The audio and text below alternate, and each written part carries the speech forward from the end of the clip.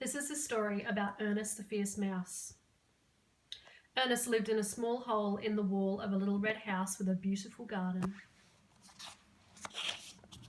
Ernest was a very fierce mouse, and this was most unusual because most mice are very quiet and shy. And one sunny morning, Ernest the Fierce Mouse was walking along the garden flowers. It was warm, and Ernest stopped to sniff the sunshine.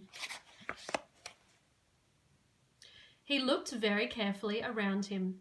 He looked behind a red flower, and he looked behind a clump of blue grass, but there was nobody there. "Good," said Ernest. And he said good because on sunny days Ernest liked to turn cartwheels. He took a deep breath and he threw himself into the air, and he landed with a bump and dusted himself down. "Good," said Ernest, and he did another cartwheel. But this time he went too far and he landed on the long arm of a rose bush. "Ouch," said Ernest. "Oh, I don't like untidy plants," he said. "Next time, keep your long arms out of my way." And the rose bush moved its arms slightly.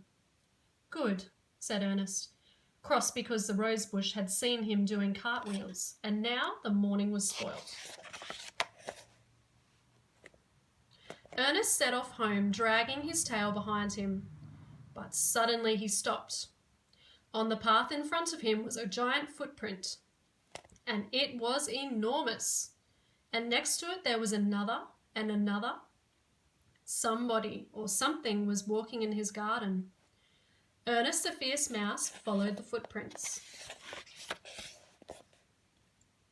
And soon he met a spider. "Have you been walking in my garden?" Ernest fiercely said to the spider. "Oh, it wasn't me," said the spider in a silky voice. "It was a monster." "A monster?" said Ernest.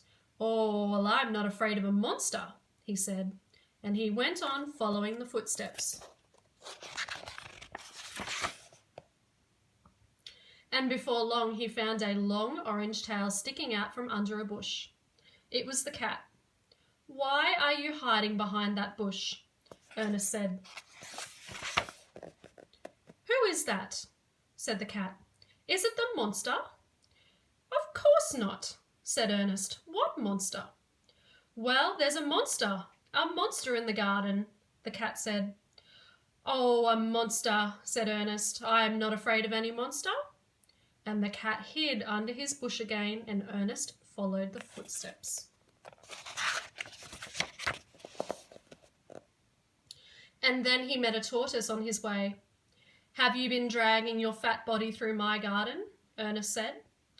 "Not I," said the tortoise, yawning loudly. "I have been asleep all morning." "Well, I suppose that it must have been the monster," said Ernest. "Well, I'm not afraid of any monster." And then the footprints came to an end, and there, under a hedge, was the monster. "Well," said Ernest fiercely, "why have you been walking through my garden?" But the monster was silent. "What kind of monster are you if you can't even talk?" cried Ernest. But the monster said nothing. "Look," said Ernest, "this is my garden and I do not allow monsters in it. You're going to have to go." And then there was a cracking sound. Ernest went behind a flower to see better. "Monster!" he shouted. "You don't frighten me. I am Ernest the Fierce Mouse." And the cracking sound grew louder and louder till, with one final crack, the monster threw off its coat and ran squeaking through the garden. And then it was gone. Ernest went back along the path, and there he met the tortoise again. "I frightened the monster," said Ernest, but the tortoise didn't hear because he was asleep. Ernest found the cat still hiding in the bush. "Who's there?" said the cat, frightened. "It's me, Ernest the Fierce Mouse," replied Ernest. "Mouse?" asked the cat hopefully.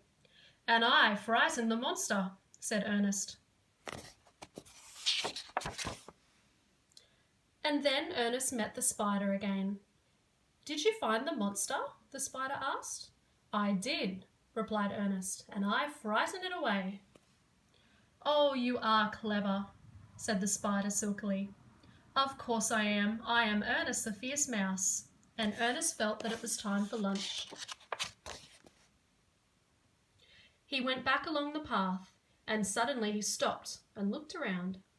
And then, well away from the rose bush, he turned a gigantic cartwheel. "Good," replied Ernest.